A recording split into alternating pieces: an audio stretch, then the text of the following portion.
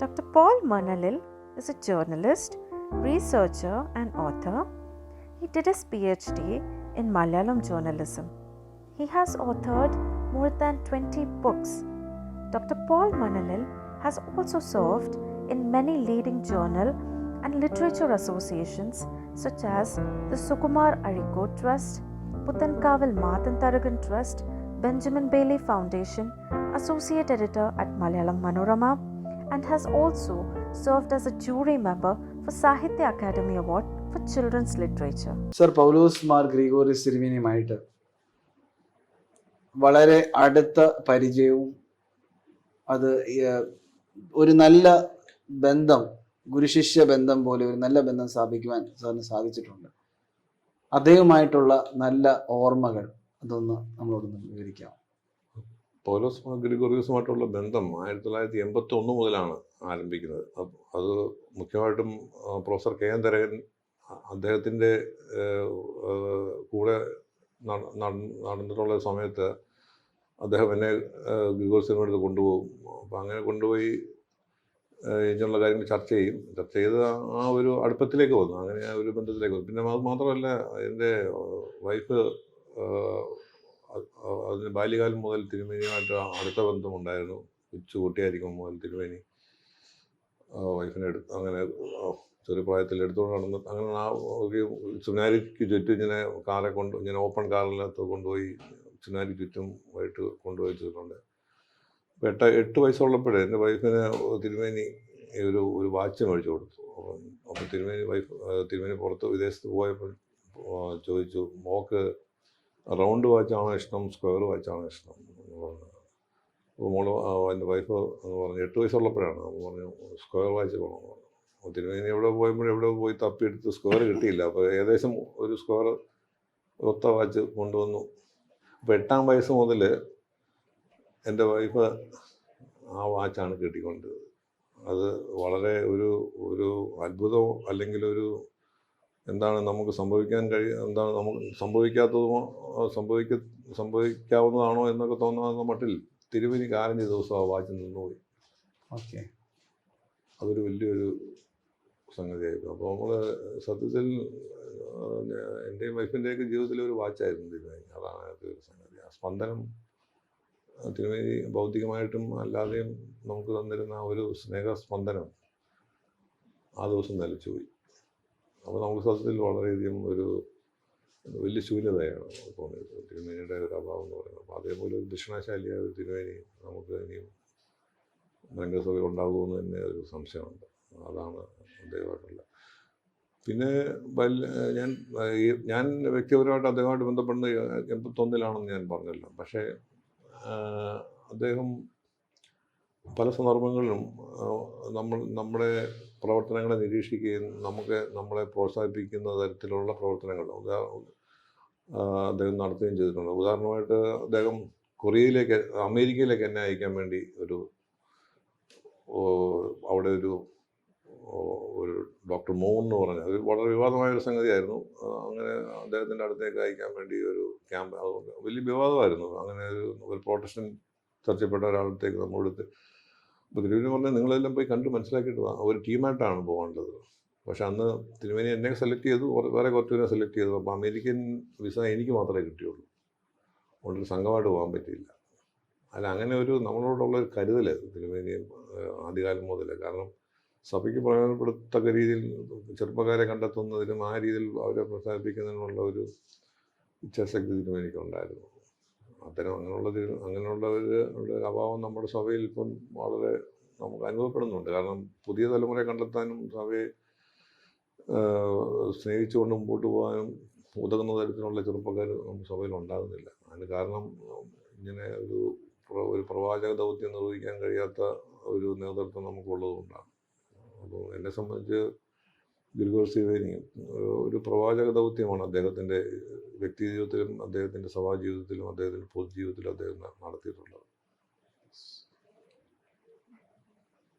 Sir ഇപ്പോൾ വളരെ സ്പഷ്ടമായി നമ്മളോട് പറഞ്ഞു, സാഹിത്യപരമായും അദ്ദേഹം വളരെ മുൻപന്തി തന്നെയായിരുന്നു.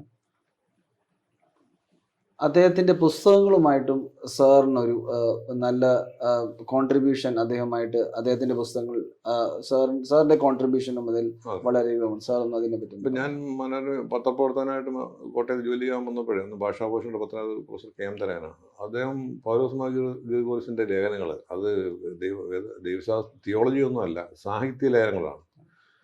അപ്പോൾ ഈ മലയാളത്തിൽ എന്താണ് ഈ അന്ന് 80കളിൽ അല്ലെങ്കിൽ 70കളുടെ അവസാനത്തിൽ തുടങ്ങി 80കളുടെ ആരംഭത്തിൽ മലയാള സാഹിത്യത്തിൽ കേൾക്കാത്ത തരത്തിലുള്ള ഈ പാശ്ചാത്യ സാഹിത്യ രംഗത്തെ ഡെവലപ്മെൻറ്റ്സ് അത് ഒപ്പിയെടുത്ത് മലയാളത്തിൽ ആദ്യമായിട്ട് 80കളിൽ അവതരിപ്പിച്ചത് ഗ്രിഗോറിയസ് തിരുമേനിയാണ്. അപ്പം ഘടനാവാദം എന്നൊക്കെ പറഞ്ഞ് അങ്ങനെ തന്നെ തിരുമേനി ലേഖനം. അപ്പോൾ അതൊന്നും മലയാളത്തിൽ ഘടനാവാദം ഒന്നും മലയാളത്തിൽ വന്നിട്ടില്ല, അങ്ങനെയുള്ള പേര് തന്നെ കേട്ടിട്ടില്ല. അപ്പം തിരുമേനിയാണ്. അപ്പോൾ അങ്ങനെ പാശ്ചാത്യ സാഹിത്യ ദർശനം, തത്വശാസ്ത്രം, ഇങ്ങനെ പല വിഷയങ്ങളില്ല ഭാഷാഭൂഷണിൽ തിരുമേനി ലേഖനം എഴുതുമായിരുന്നു.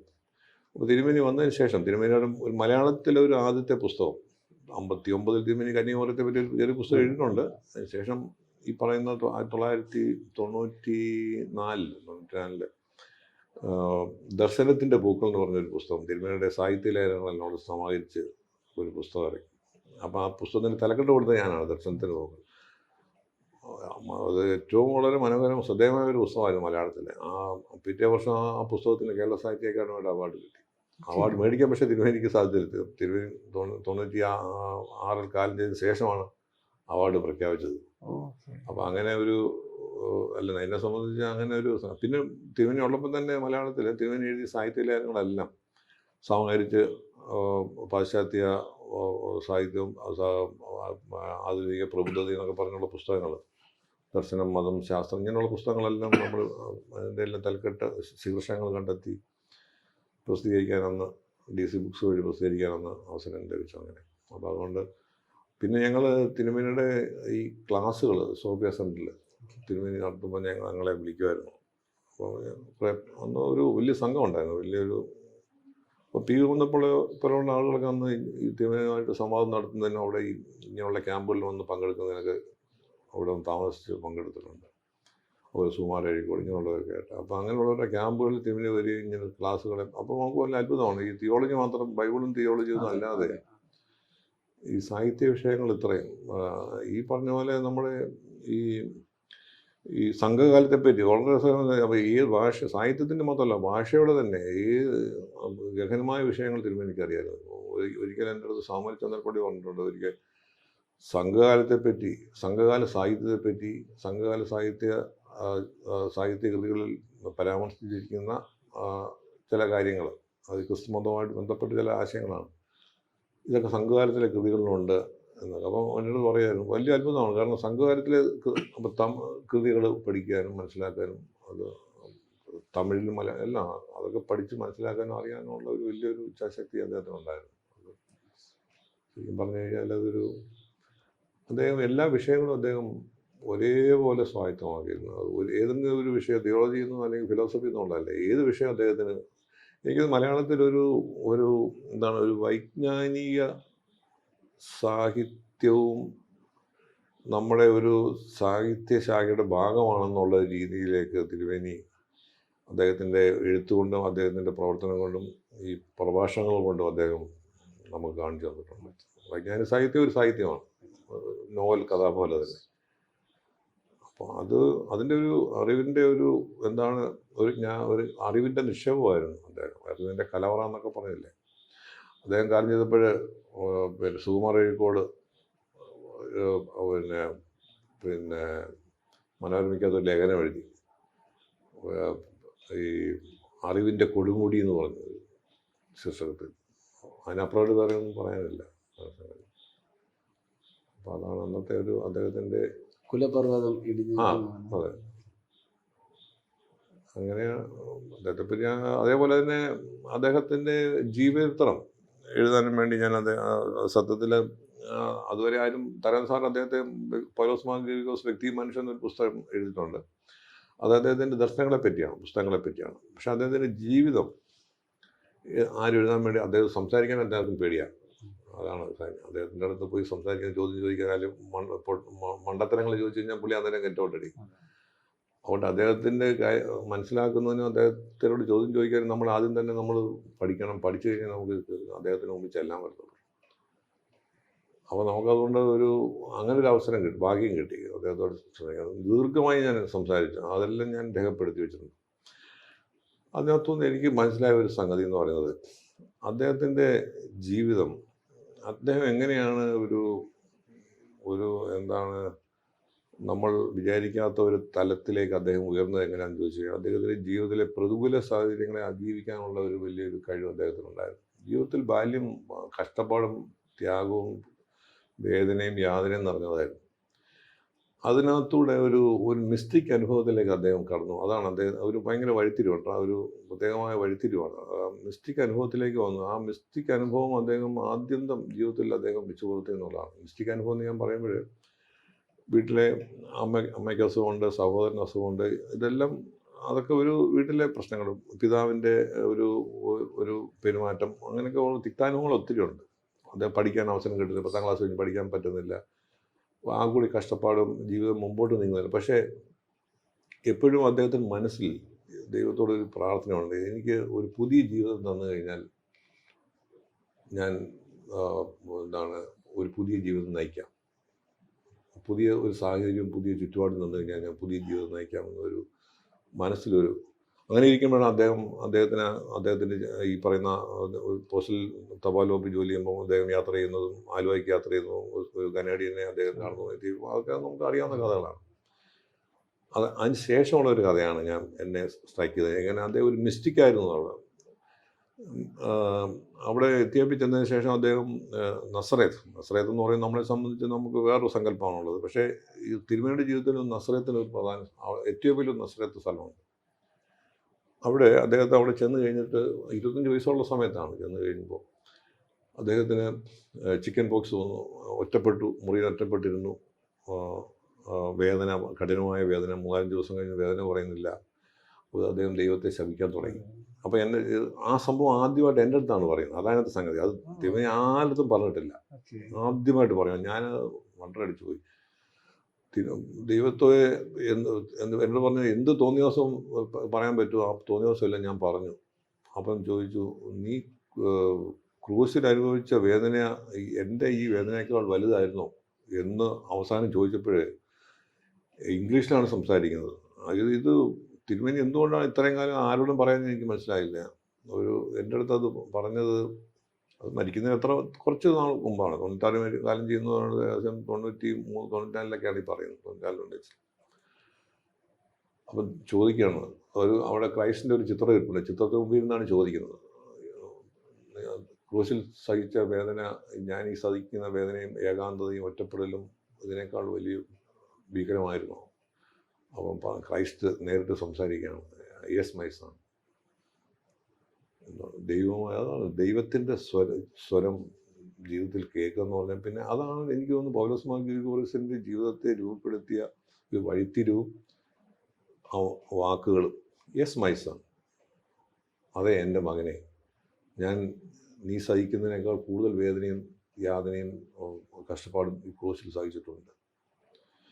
അപ്പോൾ അതിന് ശേഷമാണ് തൻ്റെ ജീവിതത്തെ ഈ പറയുന്ന ഈ സഭയ്ക്കും സമൂഹത്തിനും വേണ്ടി മാറ്റിവെക്കുന്നതിന്. അദ്ദേഹം എത്യോപ്യ പോയപ്പോൾ അദ്ദേഹത്തിന് ധാരാളം ഏലിയ സെലാസിയുടെ കുടുംബത്തിലെ അംഗമായി ജീവിക്കാനുള്ള ഒരു ചുറ്റുപാടിലേക്ക് അദ്ദേഹം വന്നു. അത്തരം പ്രലോഭനങ്ങളെല്ലാം അദ്ദേഹം അതിജീവിച്ചിട്ട് സഭയെ സേവിക്കാൻ വേണ്ടി വന്നതിൻ്റെ കാര്യം. പക്ഷെ അവിടെ ചെന്ന് പിന്നെയാണ് നസ്രത്തിൽ നിന്ന് പോയി കഴിഞ്ഞിട്ട് ജിമ്മായിൽ ചെല്ലുമ്പോഴും അവിടെയും ജീവിതത്തിൽ ഭയങ്കര തിക്താനുഭവങ്ങളാണ്. ഭയങ്കരം ഈ പറഞ്ഞ പോലെ എതിർപ്പുകൾ, ഒറ്റപ്പെടുത്തലുകൾ. അപ്പം പറയാണ് അദ്ദേഹം അന്നേരം പറയാണ്, അതാണ് ആ മിസ്റ്റിക്സ് അനുഭവം. അത് അന്നേരം ഈ പറയുന്ന പോലെ ക്രൈസ്തുമായിട്ടുള്ള സംവാദമൊന്നും നടക്കുന്നില്ല. പക്ഷെ പറഞ്ഞു, അപ്പോൾ ആലോചിക്കുകയാണ്, ഞാൻ നാട്ടിൽ വെച്ച് പറഞ്ഞല്ലോ, ഞാൻ പുതിയ സാഹചര്യം തന്നു കഴിഞ്ഞാൽ പുതിയ ജീവിതം നയിക്കാമെന്ന്. അപ്പം അന്ന് വൈദികരാകണമെന്ന് തീരുമാനിച്ചിട്ടില്ല. അപ്പോൾ ഒരു മനസ്സിൽ അതാണ്. അപ്പോൾ ഓരോ പ്രശ്നങ്ങളും വരുന്ന അദ്ദേഹത്തിൻ്റെ ജീവിതത്തിൽ ഓരോ പ്രശ്നങ്ങളും പ്രതിസന്ധികളും വന്നത് അദ്ദേഹം ജീവിതത്തെ രൂപാന്തരപ്പെടുത്താൻ വേണ്ടി അത് വിനിയോഗിച്ചു എന്നുള്ളതാണ്. അത് നമ്മളൊക്കെ അങ്ങനെയാണ്, കഷ്ടപ്പാട് സഹിക്കുമ്പോൾ നമ്മൾ വേറെ രീതിയിലാണല്ലോ. അങ്ങനെയല്ല, ഓരോ പ്രശ്നങ്ങളും പ്രതിസന്ധികളും വരുമ്പോൾ അത് ജീവിതത്തെ ശുദ്ധീകരിക്കാനുള്ള ഒരു വഴി, ഒരു ഒരു ഒരു ഒരു ഒരു അവസരമായിട്ട് അദ്ദേഹം വിനിയോഗിച്ചു എന്നുള്ളത്. അപ്പം അങ്ങനെയാണ്. അപ്പം അദ്ദേഹത്തെ ഓർമ്മപ്പെടുത്താനുള്ള ഒരു അവസരമായിരുന്നു ജിമ്മായിൽ, എത്യോപ്യയിലെ ജിമ്മായിൽ നടന്നിട്ടുള്ളത്. അപ്പോൾ അതിന് ശേഷമാണ് അദ്ദേഹം പിന്നീട് ഇതായിട്ടൊക്കെ പോകുന്നത്. ഇങ്ങനെ അപ്പോൾ ഇതിനകത്ത് നിരന്തരമായി അതിനുശേഷം നിരന്തരമായി ഈ യേശുക്രിസ്തുവുമായി നിരന്തരമായ ആത്മീയ സംയോജനത്തിലായിരുന്നു. അതാണ് ഒരു മിസ്റ്റിക്കിൻ്റെ ഒരു ലക്ഷണം. അത് മിസ്റ്റിക്ക് നമുക്കൊരു സാധാരണ മിസ്റ്റിക് കവികൾ, മിസ്റ്റിക് പിന്നെ ചിന്തകൻ എന്നൊക്കെ പറയുമല്ലോ. നമുക്കത് സ്വന്തം അനുഭവത്തിൽ കൂടി വളർന്ന് ജീവിച്ചെങ്കിൽ മാത്രമേ ഒരാൾ മിസ്റ്റിക് ആകത്തുള്ളൂ. ഒരു കവി, എഴുത്തുകാരനും അങ്ങനെ തന്നെയാണ്. അപ്പോൾ എനിക്ക് തോന്നുന്നുണ്ട് പൗലോസ് മാർ ഗ്രിഗോറിയോസ് ഒരു മിസ്റ്റിക്കായിരുന്നു. അപ്പോൾ ഈ അൽഫോൻസാമ്മ ഇതേപോലെ വേദന സഹിച്ച് ഇങ്ങനെ കിടക്കുമ്പം കാളാശ്ശേരി പിതാവ് അൽഫോൻസാമ്മയുടെ മടത്തിൽ ചെന്നിട്ട് ഇങ്ങനെ കുമ്പിട്ട് കിടക്കുകയാണ് അൽഫോൻസാമ്മ. അൽഫോൻസെ നീ എന്ത് ചെയ്യണം? അപ്പോൾ ഞാൻ സ്നേഹിക്കുകയാണ്, യേശുക്രിസ്തുവിനെ സ്നേഹിക്കുകയാണ്.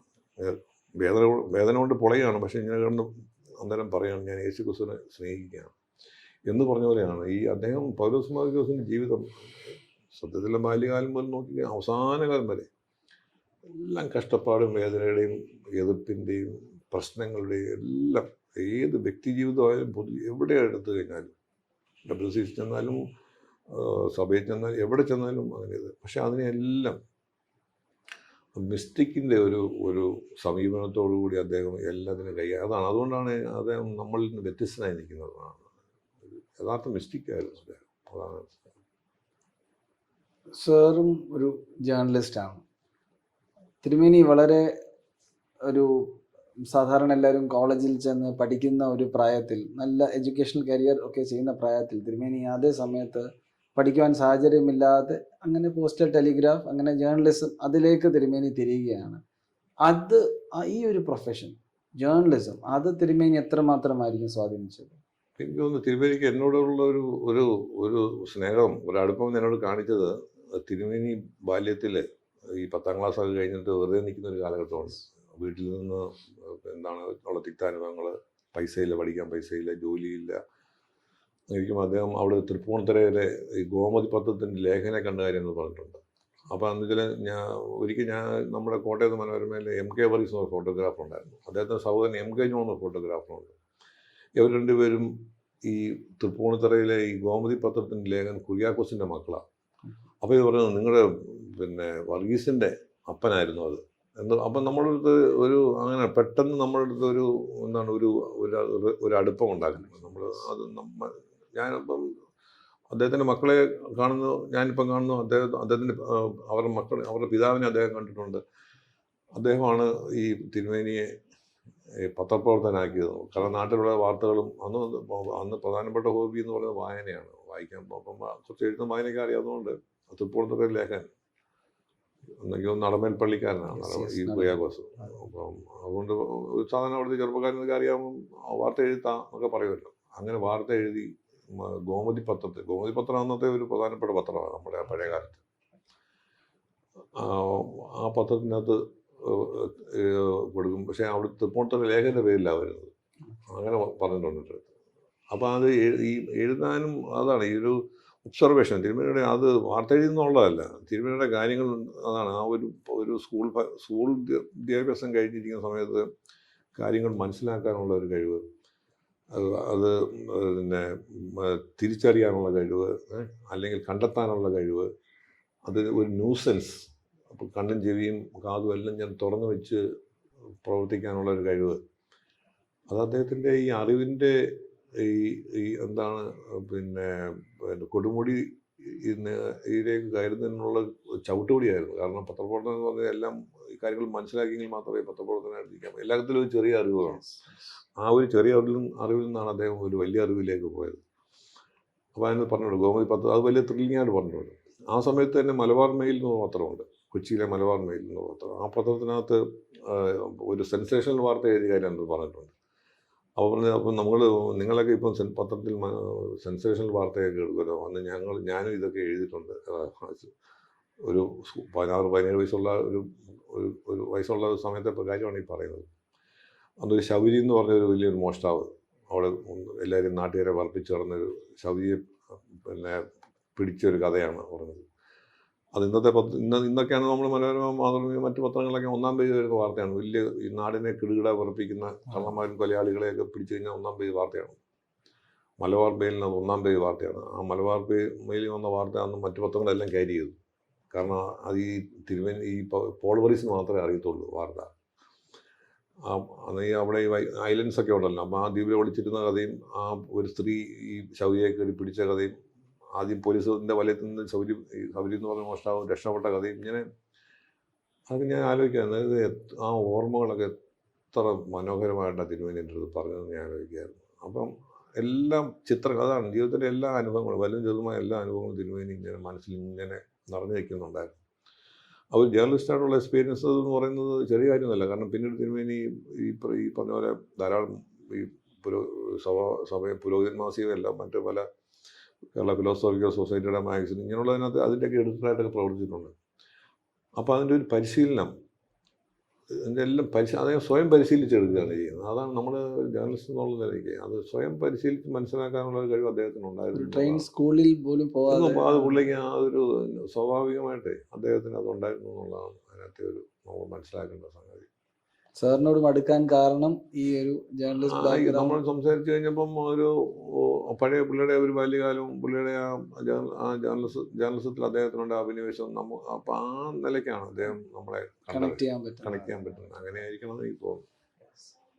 സർ, തിരുമേനി അനേക ഭാഷകൾ കൈകാര്യം ചെയ്ത ഒരു വ്യക്തിത്വമാണ്. അദ്ദേഹം ഭാഷകൾ അതിൻ്റെ ഒരു മുകളിൽ നിന്നും പെരിഫറലായിട്ട് മാത്രമല്ല, അതിൻ്റെ ആഴത്തിൽ നിന്നും ആ ഭാഷ അറിയാവുന്ന ഒരു വ്യക്തി കൂടെയായിരുന്നു. അപ്പോൾ പ്രത്യേകിച്ചും ഇന്നത്തെ കാലഘട്ടത്തിൽ ഈ ഭാഷകളുടെ അറിവ് അത് എത്രമാത്രം പ്രാധാന്യം അർഹിക്കുന്ന ഒരു കാര്യമാണ്. ഇവിടെ ഒരു ഭാഷയുടെ പഠനത്തെ പറ്റി പറഞ്ഞു കഴിഞ്ഞാൽ ഞാൻ അദ്ദേഹമായിട്ട് നടത്തിയ അഭിമുഖത്തിൽ നിന്ന് എന്നെ അത്ഭുതപ്പെടുത്തിയ മറ്റൊരു സംഗതി, അദ്ദേഹം ഇവിടുന്ന് പോയി 25-ാം വയസ്സിലാണ് എത്യോപ്യയിൽ ചെല്ലുന്നത്. ഇവിടുന്ന് 10-ാം ക്ലാസ് കഴിഞ്ഞിട്ടാകും, ഡിഗ്രി ഒന്നും ഇല്ല. അപ്പം പക്ഷേ ഇംഗ്ലീഷിൽ അസാധാരണമായ കഴിവും ഉൽപ്പത്തിയും ഒന്ന് നേടിക്കഴിഞ്ഞു. അതേപോലെ തന്നെ അതിനു മുമ്പ് തന്നെ മലയാളത്തിൽ അന്നെല്ലാം വായിക്കുമായിരുന്നു പറഞ്ഞിട്ടുണ്ട്. ആ സമയത്ത് അവിടെ ഒരു മഹാത്മാ ഗ്രന്ഥശാല എന്ന് പറഞ്ഞാൽ അവിടെ തൃപ്പൂണിത്തുറ ഉണ്ടോയെന്ന് അറിയത്തില്ല. അപ്പം ശരിക്കും പറഞ്ഞാൽ ആ മലയാളത്തിലുള്ള ഒരു അടിസ്ഥാനം അദ്ദേഹത്തിൻ്റെ ഒരു സ്കൂളിങ് കഴിഞ്ഞിട്ട് അദ്ദേഹം ഇട്ട് കഴിഞ്ഞു. പിന്നെ ഇംഗ്ലീഷിൽ അദ്ദേഹം എങ്ങനെയാണ് പരിജ്ഞാനം നേടിയെന്ന് ചോദിച്ചു കഴിഞ്ഞാൽ അത് സ്കൂളിലെ പഠനം കൊണ്ടും പിന്നീട് അദ്ദേഹത്തിൻ്റെ സ്വന്തം അധ്വാനം കൊണ്ടും ആയിരിക്കും എന്ന് ഞാൻ കരുതുന്നു. കാരണം പിന്നീട് നമ്മുടെ തുറമുഖത്തെ അവിടുത്തെ പോർട്ടസിലെ ജോലിക്കാരനായിട്ട്, ഒരു ഷിപ്പിംഗ് കമ്പനി ജോലിക്കാരനായിട്ടും, പിന്നീട് കമ്പിത്തബൽ അവിടുത്തെ പരീക്ഷ എഴുതി 1-ാം സ്ഥാനം റാങ്ക് കിട്ടി. അങ്ങനെ പോയി അവിടേക്ക് അത് ഇംഗ്ലീഷ് ഉപയോഗിക്കേണ്ടി വരുന്നില്ല. പക്ഷേ അദ്ദേഹത്തിൻ്റെ ഇംഗ്ലീഷ് അന്ന് ഒരു ദിവസം അദ്ദേഹത്തിനോട് യാത്ര ചെയ്ത ആ കനേഡിയൻ തോംസൺ എന്ന് പറഞ്ഞ ആളാണല്ലോ, ആ ഒരു ദിവസത്തെ ഏതാനും മണിക്കൂർ നേരത്തെ അദ്ദേഹത്തിൻ്റെ കൂടെയുള്ള സഞ്ചാരം കൊണ്ട് പൗലോസ് മാർ ഗ്രിഗോസിൻ്റെ ഇംഗ്ലീഷ് എവിടെയാണ് എന്ന് മനസ്സിലാക്കാൻ. അപ്പം ഇംഗ്ലീഷും മലയാളത്തിലും അങ്ങനെ. പിന്നെ അവിടെ എത്യോപ്യ ചെന്ന് കഴിഞ്ഞിട്ട് അദ്ദേഹം അവിടുത്തെ ഭാഷ പഠിക്കുകയാണ്, അംഹാരിക് പഠിക്കുകയാണ്. നമ്മൾ ആലോചിച്ച് നോക്കി, അവിടെ നിന്നിട്ട് അവിടെ ഭാഷയ്ക്ക് അവിടെ ലിപി, ആ ഭാഷയ്ക്ക് ഒരു വ്യാകരണമില്ല, ഒന്നുമില്ല, അതിനകത്ത് പുസ്തകങ്ങളില്ല, ഒന്നുമില്ല. അപ്പോൾ അതിനൊരു അത് നമ്മൾ മലയാളത്തിൽ നമ്മളിപ്പോൾ ഈ ലിപി പരിഷ്കരണം എന്നൊക്കെ പറഞ്ഞാൽ നമ്മുടെ മലയാള ഭാഷയുടെ വളർച്ചയ്ക്ക് സംഭാവനയായിട്ടുള്ള പല മഹാന്മാരെ പറ്റി നമ്മളിപ്പം പറയാറുണ്ട്. എത്യോപ്യയിൽ അദ്ദേഹത്തെ പറ്റി അങ്ങനെ പറയുന്നുണ്ടെന്ന് എനിക്കറിയില്ല. പക്ഷേ അദ്ദേഹം അംഹാരിക്കും ആ ഭാഷയിൽ തന്നെ അദ്ദേഹം ഒരു വ്യാകരണ പുസ്തകം എഴുതി ഭാഷ പഠിച്ചു. അദ്ദേഹത്തിൻ്റെ ഈ ഭാഷയിലുള്ള പരിജ്ഞാനം കണ്ടിട്ടാണ് ഹെയ്ലി സെലാസി അദ്ദേഹത്തിൻ്റെ കൂട്ടത്തിൽ ചേർന്നത്. അപ്പോൾ ഈ ഒരു ലാംഗ്വേജ് പഠിക്കുക എന്ന് പറഞ്ഞത് അത് ഓരോ സ്ഥലത്ത് ചെന്നായിരുന്നു. അപ്പോൾ അദ്ദേഹത്തിന് ഫ്രഞ്ച് എല്ലാ ഭാഷ അറിയാമായിരുന്നു. ഇപ്പം WSL ഞാൻ അദ്ദേഹത്തിന് കൂടെ പോയിട്ടില്ലെങ്കിലും WSLയുടെ അനുഭവങ്ങൾ അദ്ദേഹം അവിടെ അവർ പറയുന്ന ഭാഷയിൽ അദ്ദേഹം സംസാരിക്കുമായിരുന്നു. WSCസിലൊക്കെ ഞാൻ പിന്നെ തിരുമേനി പോയതിന് ശേഷമാണ് ഞാൻ പോയിട്ടുള്ളത്. പക്ഷെ അവിടെ ചെല്ലുമ്പോൾ അറിയാം, അവിടെ പലപ്പോഴും ഇംഗ്ലീഷ് മാത്രമല്ല ഉപയോഗിക്കുന്നത്, മറ്റു ഭാഷകൾ ഉപയോഗിക്കുന്നത്, ജർമ്മൻ, ഫ്രഞ്ച് ഇങ്ങനെയുള്ള ഭാഷകൾ. തിരുമേനി ആ ഭാഷയെല്ലാം സംസാരിക്കുമായിരുന്നു. അപ്പോൾ ആ ഭാഷയെല്ലാം സ്വന്തമായിട്ടാണ് പഠിക്കുന്നത്. അത് അതുപോലെ പുസ്തകങ്ങളല്ലേ അതാണ് അത് പഠിക്കാനുള്ള കാരണം വെച്ചാൽ ഈ എനിക്ക് തോന്നുന്നു ഈ ഗ്രീക്ക് പഠിക്കുന്നു, ഇതെല്ലാം ഈ അറിവിൻ്റെ ഉത്ഭവം തേടി അത് കണ്ടെത്തി അത് പഠിച്ചിട്ട് അതിൻ്റെ പിന്നെ എന്താണ് യഥാർത്ഥമായ വസ്തുത മനസ്സിലാക്കാനുള്ള ഒരു ഇച്ഛാശക്തി കൊണ്ടോ ആഗ്രഹം കൊണ്ടായിരിക്കും അദ്ദേഹം ആ അറിവിൻ്റെ ആ ഭാഷയുടെ ഉറവിടം തേടി സ്വന്തമായി പഠിക്കാനുള്ള ഒരു പരിശ്രമം അദ്ദേഹം നടന്നു. അതുകൊണ്ട് എന്താ പറ്റിച്ചാൽ ഈ പറഞ്ഞ ഒരു ഈ ലാംഗ്വേജ് പല ഭാഷ പഠിച്ചതിലൂടെ അദ്ദേഹം ഭാഷയിൽ ഒരു കൺവേർജൻസ് തന്നെ അദ്ദേഹം നടത്തി. ഇവിടെ മലയാളത്തിൽ തുടങ്ങി അങ്ങ് ലോകത്തിലെ എല്ലാ ഭാഷകളും. അപ്പോൾ അവിടെ നിന്നെല്ലാം പല ആശയങ്ങൾ സ്വാംശീകരിക്കാനും മനസ്സിലാക്കാനും അത് അദ്ദേഹത്തിൻ്റെ പൊതുവിജ്ഞാനം മാത്രമല്ല, അദ്ദേഹം നമ്മുടെ സെമിനാറിലോ അല്ലെങ്കിൽ ഏതെങ്കിലും സ്ഥലത്ത് ക്ലാസ് എടുക്കുമ്പോഴോ അത് ഉപയോഗപ്പെടുത്തുന്നതിന് അദ്ദേഹത്തിന് കഴിഞ്ഞു. അതാണ് അദ്ദേഹത്തിന് അത് ഭാഷ പഠിക്കുക എന്ന് പറഞ്ഞത് അതിന് പ്രത്യേകമായ ഒരു കഴിവാണത്. നമുക്ക് സാധാരണപ്പെട്ടവർക്ക് ഒരു ഭാഷ പഠിക്കണമെങ്കിൽ നമുക്ക് വളരെ ദുഷ്കരമായിട്ട് തോന്നും. പക്ഷെ അദ്ദേഹത്തിന് ഭാഷ പഠിക്കുന്നത് നമ്മൾ എൻജോയ് പഠിക്കുന്ന പോലെയുണ്ട്.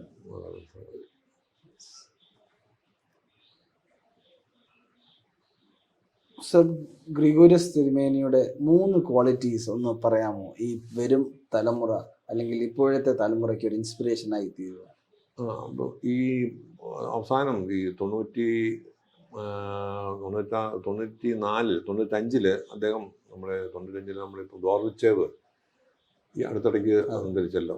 അപ്പോൾ ഈ സോവിയറ്റ് യൂണിയനിലെ ഗോർബച്ചേവ് അധികാരത്തിൽ വന്ന സമയത്ത് ഞങ്ങൾ മനോരമയിൽ തിരുമേനി ക്ലാസ് എടുക്കാൻ വിളിച്ചു. അപ്പോൾ ഞാനാണ് തിരുമേനി സെമിനാരിൽ നിന്ന് കൂട്ടിക്കൊണ്ടുപോയി. അപ്പോൾ ഈ കമ്മ്യൂണിസത്തെ പറ്റിയാണ് എന്ന് പറയാൻ, സോവിയറ്റ് യൂണിയനെ പറ്റിയാണ്. അപ്പോൾ അവിടെ വന്നിട്ട് അന്ന് ഈ ഗോർബച്ചേവ് അന്ന് ഈ പെരിസ്ട്രോയിക്കയും ഗ്ലാസ്നോസ്റ്റൊക്കെ അവതരിപ്പിച്ച് ഭയങ്കര ചർച്ച ചെയ്തൊരു സമയമാണ്. അപ്പോൾ അവിടെ തിരുമേനി നമ്മുടെ പ്രാദേശിക സമിതി അംഗങ്ങളുണ്ട്, അവരോട് പറഞ്ഞു സോവിയറ്റ് യൂണിയൻ 1 വർഷത്തിനകം തകരും, കമ്മ്യൂണിസം സോവിയറ്റ് യൂണിയനിൽ നിന്ന് ഇല്ലാതാകും. എല്ലാവരും വലിയ അത്ഭുതത്തോടാണ്. അതായത് സോവിയറ്റ് യൂണിയൻ്റെ വലിയൊരു അടുത്ത സുഹൃത്തും ചങ്ങാതിയുമാണ്. അതിനു മുമ്പ് സോവിയറ്റ് ലാൻഡിൻ്റെ അവാർഡ് മേടിച്ചു. ആ അവാർഡിൻ്റെ വാർത്ത ഞാനാണോ പത്രത്തിൽ കൊടുത്തത്. അപ്പോൾ അവിടുത്തെ 2 അവാർഡ് അവിടെ നിന്ന് കിട്ടി. അപ്പോൾ അവരുടെ അവിടെ ചെന്ന് കഴിഞ്ഞാൽ തിരുമേനിക്ക് അവിടെ ഒരു വലിയ സ്വാതന്ത്ര്യമുള്ള രാജ്യമാണ്. പക്ഷേ നമ്മുടെ എഡിറ്റർമാർ മുമ്പിച്ച് പറഞ്ഞു സോവിയറ്റ് യൂണിയൻ തകരാൻ പോവാണ്, കമ്മ്യൂണിസം തകരാൻ പോവാണ്.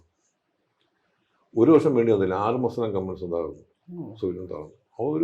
ഞാൻ പറഞ്ഞു വന്നത് ചോദിച്ചല്ലോ, ക്വാളിറ്റി ഒരു വലിയൊരു പ്രവചനാത്മകമായ ഒരു കാഴ്ചപ്പാട് ഏത് കാര്യത്തിൽ, അത് സഭയുടെ കാര്യത്തിലാണെങ്കിലും അത് രാഷ്ട്രീയത്തിൻ്റെ കാര്യത്തിലാണെങ്കിലും അല്ലെങ്കിൽ മറ്റ് പൊതുവായിട്ടുള്ള ഏത് കാര്യത്തിലാണെങ്കിലും ഏത് കാര്യത്തിലും പരിസ്ഥിതിയെ പറ്റിയൊക്കെ പറഞ്ഞു കഴിഞ്ഞാൽ നമ്മൾ എത്രയും കാര്യം പറയാനുണ്ട്. പരിസ്ഥിതിയെപ്പറ്റി, ആരോഗ്യം.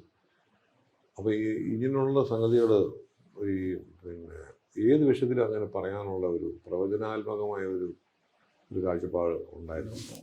പിന്നെ മറ്റ് നമ്മൾ മനസ്സിലാക്കേണ്ട ഒരു സംഗതി, അദ്ദേഹം എപ്പോഴും ഈ ചെറുതും വലുതുമായ അറിവ് അത് നമ്മളിൽ പൂമ്പാറ്റ തേൻ ശേഖരിക്കുന്ന പോലെയാണ്.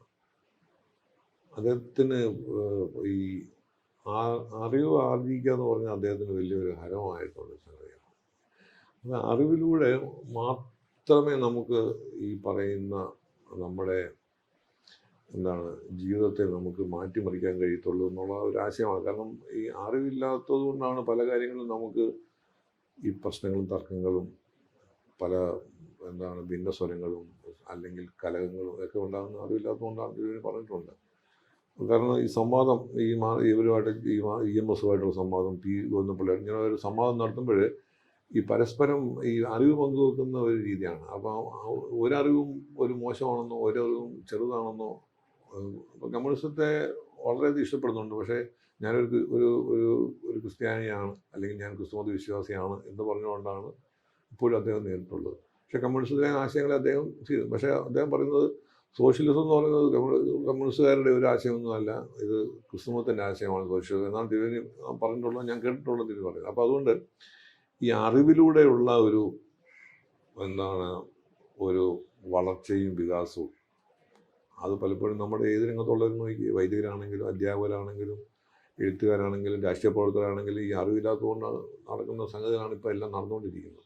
അപ്പോൾ തിരുവനി ആ രീതിയിൽ ആ അറിവ് നമുക്ക്, അപ്പോൾ ആ രീതിയിൽ നമ്മുടെ സെമിനാരി വിദ്യാർത്ഥികളെ പരിശീലിപ്പിക്കുന്നതിനും പഠിപ്പിക്കുന്നതിനും ഒക്കെയുള്ള ഒരു ശ്രമം, പുതിയ ആൾക്കാരെ പുറത്തോട്ട് പഠിപ്പിക്കുക, അല്ലെങ്കിൽ അങ്ങനെ പരിശീലിപ്പിക്കാൻ വേണ്ടി, അല്ലെങ്കിൽ അവരെ മിടുക്കായിട്ടുള്ളവരെ കണ്ടെത്തി, ഇങ്ങനെയൊക്കെയുള്ള ഒത്തിരി കാര്യങ്ങൾ തിരുമേനി ചെയ്യുക. മറ്റേ അച്ഛന്മാരെ മാത്രം, വൈദ്യരെ മാത്രമല്ല, അല്ലാത്തവരും തിരുമേനി ആ രീതിയിൽ പ്രോത്സാഹിപ്പിച്ചിട്ടുണ്ട്. അതേപോലെ മൂന്നാമത്തെ ഒരു സംഗതി എന്ന് പറയുന്നത് അദ്ദേഹത്തിൻ്റെ അടിയുറച്ച എന്താണ് വിശ്വാസം സഭാവിശ്വാസം മാത്രമല്ല, ദൈവവിശ്വാസം, അത് പ്രധാനപ്പെട്ട സംഗതിയാണ്. അപ്പോൾ അല്ലെങ്കിൽ അദ്ദേഹത്തിൻ്റെ ജീവിതം എന്നേ സാധാരണപ്പെട്ട ഒരാളാണെങ്കിൽ ജീവിതത്തിൽ ആത്മഹത്യ ചെയ്യുമായിരുന്നു. എനിക്ക് തോന്നുന്നു